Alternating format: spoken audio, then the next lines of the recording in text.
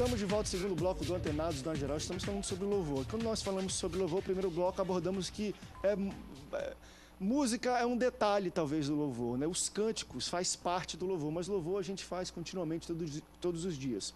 Porém, foi feita aqui uma pesquisa na FENAP, no estado de São Paulo, que acho que isso tem muito a ver com o Rio de Janeiro e com todo o Brasil, que 30% das pessoas que foram à igreja e visitaram e continuaram, se tornaram membros, falaram que é o seguinte: eu fiquei aqui e um dos fatores disso, 30% falaram que foi a qualidade do louvor. Já vou dar até uma melhorada no louvor lá da igreja agora. Mas tu não acha? Quando a gente fala isso, o que vem na tua cabeça não é... Poxa, mas a minha lá preocupação da expressão do Del aqui... Tô brincando. Não, eu sei que é uma brincadeira sua. Mas o que é melhorar o louvor? A gente muitas vezes... Comprar bons microfones, isso não seria melhorar a música da igreja? Isso aí. Melhorar a música da igreja. Você acha que essas pessoas falaram 30% estão falando de quê? Da música ou do espírito? Está falando da música. Porque aí que está a questão. A música prende pessoas. A música atrai, eu não tenho dúvida disso. A gente pode fazer e deve fazer o melhor possível. A motivação é diferente, né, César? A excelência é uma motivação legal. É excelência para Deus. Para Deus. Para fazer o melhor para Deus. Se você faz isso com excelência, é o melhor para Deus, notoriamente isso pode atrair pessoas, mas isso não quer dizer que seja uma melhor música. De repente a pessoa seja um cantor mediano, mas ele tem uma vida com Deus extraordinária. Isso não vai atrair pessoas? Então, só o que as pessoas estão querendo? Elas querem consumir ou querem adorar? Elas querem estar num lugar onde está tudo funcionando bem, sem que elas precisam fazer nada. Elas pagam para isso. E aí, o que nós somos efetivamente? Somos igreja ou somos um clube de consumo? Onde a gente consome a boa palavra, a boa música. E aí a gente nem quer saber se o cara que está lá cantando tem caráter, desde que ele seja bom. Não quer saber se ele está fazendo um filho em tudo quanto é garota do Rio de Janeiro e do Brasil. A gente quer consumir a música dele. A gente não quer saber se ele está no 5º casamento. A gente quer comprar o que ele está vendendo. A gente não quer saber se o pastor tem uma vida com Deus. A gente quer saber se ele tem uma palavra que nos sacuda, que mexa com o meu emocional. Então, isso deixa de ser igreja, bicho, para ser um grupo social que gosta de coisas religiosas, numa prática e numa prateleira chamada evangélica. Então, isso acaba sendo doloroso para a gente, mas a gente precisa assumir que a gente tem que ter mudança nesse país. Eu acho que a gente tem que lembrar do conceito do que a gente está fazendo lá. Só tem uma pessoa na audiência durante o louvor, que é o próprio Deus. Exatamente. O público que está lá está prestando adoração e louvor a Deus. A gente não está cantando para as pessoas. A gente está todo mundo junto, tanto quem está lá na frente quanto quem está assistindo. Nós estamos adorando a Deus. Mas hoje a gente está vendo muita gente quase como animador de auditório. Está fazendo curso, me perdoe, não sei se pode falar o nome, mas está fazendo curso de Silvio Santos na igreja. Entendeu? E aí a questão do dinheiro fica muito mais óbvia, né? Quem quer dinheiro, né? Aí a gente vai oferecer tudo para a gente ter uma plateia que gosta da gente. É possível investir, né, no louvor no sentido de atenção, né? O pastor ter um cuidado com essa equipe. Eu tenho procurado lá na igreja, né, motivar, né, os levitas à oração. Por exemplo, escola dominical, livros, enfim, algum tipo de... Investir para que eles possam, assim, quando está ali no altar, inclusive lá agora até o seguinte: a pessoa que não está orando, ela não tem tempo de escola dominical, né, não tem tempo de ensaiar, ela não é dizimista, entendeu? Ou seja, na verdade, ela diz que o altar é o que ela mais gosta, mas ela não cumpre esse mínimo de requisito, né? Que eu não estou querendo colocar em uma norma, mas é um padrão mínimo. Então não está entrando em escala, né? Isso até gera um certo problema, né? Porque alguns acham que tem o dom só de louvar e não de orar junto. Não, mas tem que ter requisito, pastor. Exatamente. Você vai querer um pastor na sua igreja que não lê a Bíblia? Que não ora? Todo mundo bota um montão de peso nas costas dos pastores. Não, meu pastor tem que ter um tempo devocional diário, no mínimo 4 horas. Olha, nós recebemos esse peso sobre nós. Sabe o que aconteceu? Assim, depois que a gente começou a mexer, né, colocar mais dessa forma, testemunho, a qualidade técnica, ela caiu.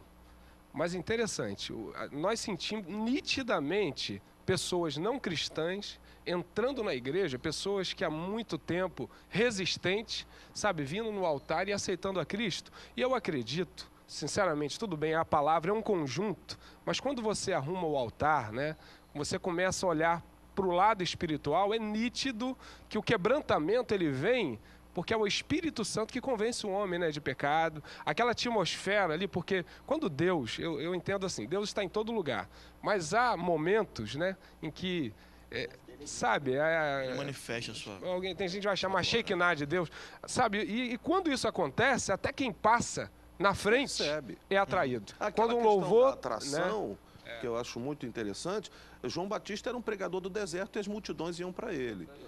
Então, aquilo que ele possuía de Deus e da parte de Deus era atrair as multidões para ouvir uma pregação dura.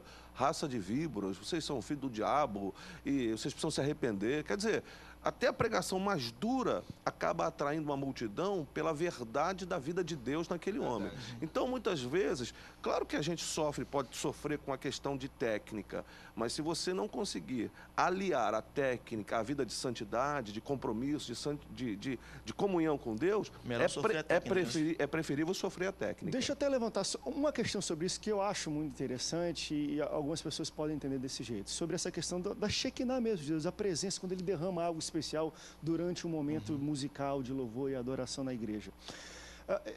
Deus, ele trabalha do modo que ele quer, quando ele quer, do jeito que ele quer. O grande problema quando isso acontece, e eu já vi situações assim, durante algum congresso, algum dia de culto, que o grupo de louvor cantou uma música desse jeito, e de alguma maneira sobrenatural, Deus derramou a unção dele naquele local e o negócio ficou de cabeça para baixo. E eu até já participei, enfim, né, de situações assim, eu tocando. E a gente falou, poxa, vocês viram o culto passado? A gente tocou essa música, vamos repetir de novo. Porque a gente pensa que é uma fórmula, que é um sistema. Olha, Deus derramou por causa... É o espírito de Simão, bicho. Tá entendendo disso? Então, a luz estava baixa e tudo. Então, o que acontece? Não que eu seja contra, gente, mas vamos lá. No Brasil, houve uma onda que eu acho que até foi benéfica, porque eu gosto do tipo de conteúdo e da qualidade, mas, por exemplo, quando o Hillsong explodiu, que Deus estava usando a musicalidade deles na igreja lá na Austrália, eu conheci muitos grupos de louvores que nunca tocaram aquele estilo musical. Não que é errado, mas, tipo assim, a igreja tem um jeito, sempre teve aquela cultura. E quando viram o que estava acontecendo nos DVDs Copiaram, e tudo, né? todo mundo começou a querer fazer igual, porque querer fazer o seguinte, vamos transferir o que Deus está fazendo ali para cá. Então, se a gente tocar daquele jeito, se começar com umas guitarras, não sei o quê, depois aumenta, depois vem a luz e tudo. E se começou a investir muito, não que seja errado de novo, gente, mas se você tem essa mentalidade de querer copiar algo que foi feito lá, então vamos investir no ambiente, na ambiência. Então, luz. Então, você faz uma coisa, tem até roteiro. Começa aqui, bota a luz um pouco baixa, depois sobe, não sei o quê. Você quer imitar para tentar trazer aquilo que Deus fez lá aqui. Mas está só imitando o que consegue se ver. Exatamente. Mas o que não se consegue ver, não se imita. Não é isso que atrai o louvor. Não é isso que faz com que o louvor chegue a Deus e ele derrame a unção das pessoas. Mas é nesse ponto que eu queria tocar e abrir para a gente debater, porque quando isso acontece, a gente tem situações do seguinte, eu já vi situações assim no Rio de Janeiro, em São Paulo, onde, poxa, aquela igreja está crescendo, o grupo de louvor, aí o pastor vai lá e paga e traz os músicos de lá para fazer a mesma coisa, a mesma performance que era feita lá, fazer aqui na igreja dele, porque ela estava funcionando, e acha que se trazer aquele pessoal, aquela unção, aquele movimento vai acontecer aqui. Isso é mica, bicho. Isso é o espírito de mica na igreja, que quer contratar o sacerdote e pagar por ele para ter um sacerdote. Trazer a unção de Deus para cá. Eu preciso legitimar, então, aqui a minha reunião, o meu povo, o meu grupo, a minha igreja, o meu clube. Eu preciso legitimar com essa glória.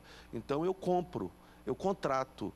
Eu não tô entenda bem, eu não sou contra você remunerar músicos que trabalham em ministérios integrais. Integrais, perfeito. Eu não sou contra, absolutamente. Mas que tipo de pessoas são essas? Elas estão sendo vendidas e compradas? Ou seja, então eu pago X para o cara, porque a igreja pode, porque o cara entendeu a visão, mas se aparecer um que pague 2X, então leva.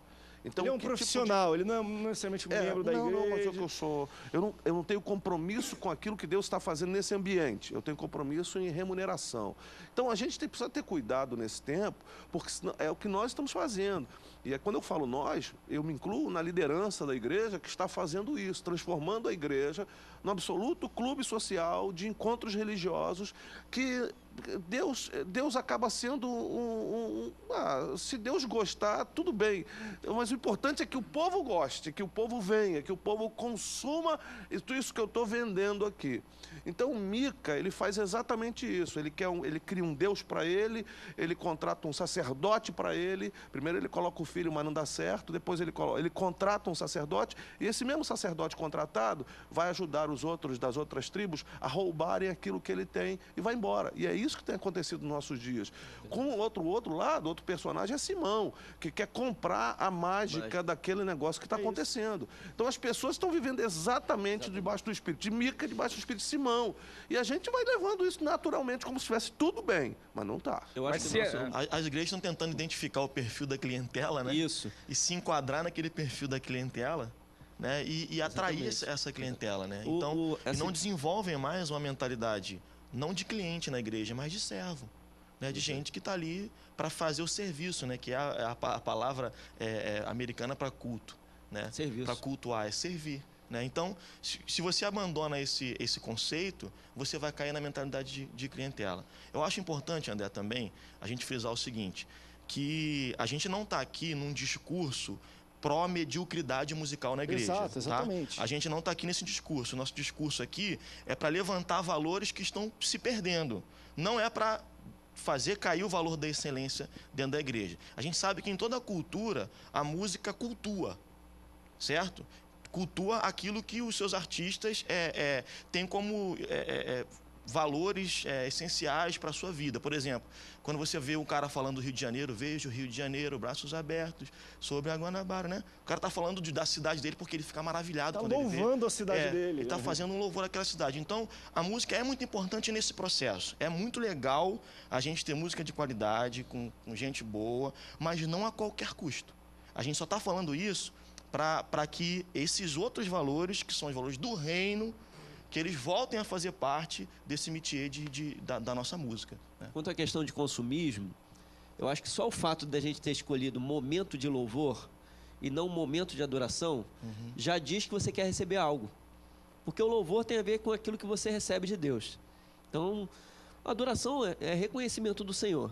Por que a gente não usa momento de adoração? Acho que a gente vive um momento tão egoísta, tão consumista, que a maioria das músicas hoje em dia usa pronome pessoal. Eu, meu, me dá, me fez, é o Deus que age para mim. É interessante você falar isso, pastor. E hoje em dia vai ter que levantar. Já estourou, tá tudo estourado. Deixa eu estourou já 2 minutos no primeiro, 3 no segundo. Vamos voltar no próximo break, porque eu acho que o pastor César tinha levantado um pouco essa bola, não sei nem se foi no ar ou fora do ar, mas é isso. Não só a gente mudou um pouco dessa questão do mercador de louvor, mas o conteúdo da musicalidade se tornou antropocêntrico. Isso. Né? Antes, vamos lá, eu sou sebreano, sou de época de... Enfim, pega a harpa cristã, fala dos atributos de Deus, da salvação, do céu, lindo céu. Os de hoje falam de mim, e o que eu posso ser, e o que eu posso...